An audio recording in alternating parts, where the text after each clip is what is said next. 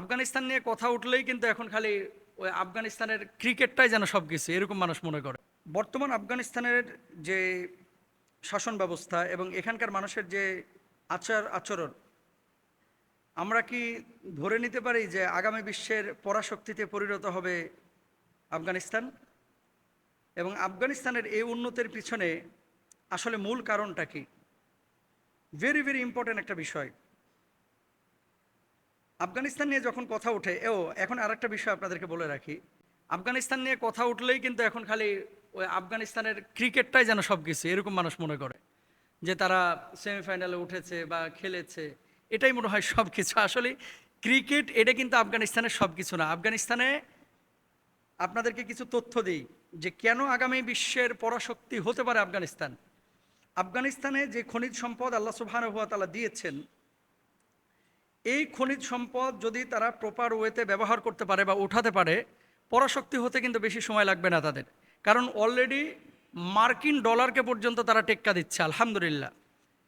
কারণটা কি? চুরি নাই, ডাকাতি নাই, ছাগল কাণ্ড নাই, গরু কাণ্ড নাই, তারপরে অ্যাগ্রো ফার্ম কাণ্ড নাই, তারপরে মনে করেন ক্ষমতার অপব্যবহার নাই, এখন কিন্তু নাই।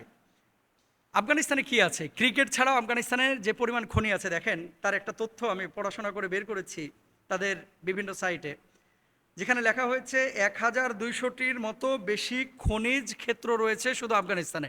1200টারও বেশি, মানে 1200 খনি শুধু আফগানিস্তানের এই ভূমির নিচে রয়েছে। সুবহানাল্লাহ বলেন একবার।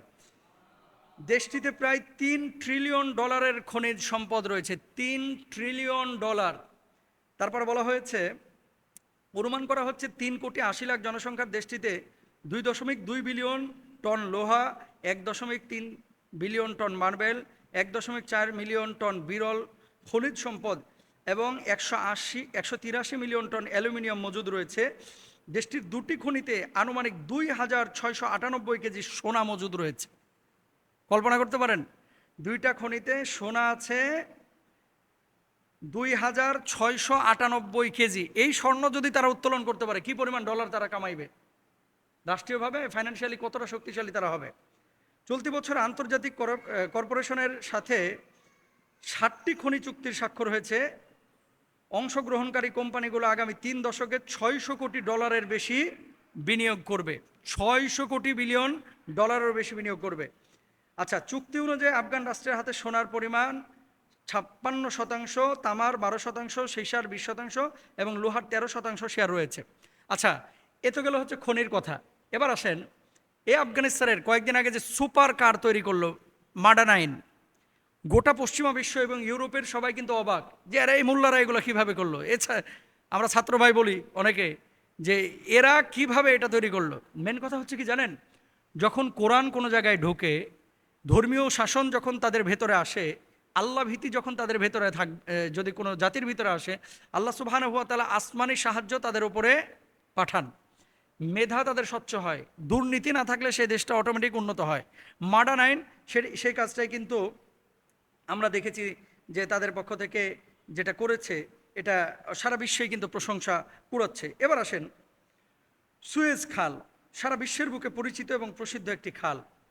আপনারা হয়তোবা অনেকেই জানেন যে আফগানিস্তান একটা মেগা প্রজেক্ট, আমরা যেমন পদ্মা ব্রিজ নিয়ে কাজ করছি, তাদেরও একটা মেগা প্রজেক্ট বা বড় প্রকল্প ইতিমধ্যে কিন্তু শুরু হয়ে গেছে।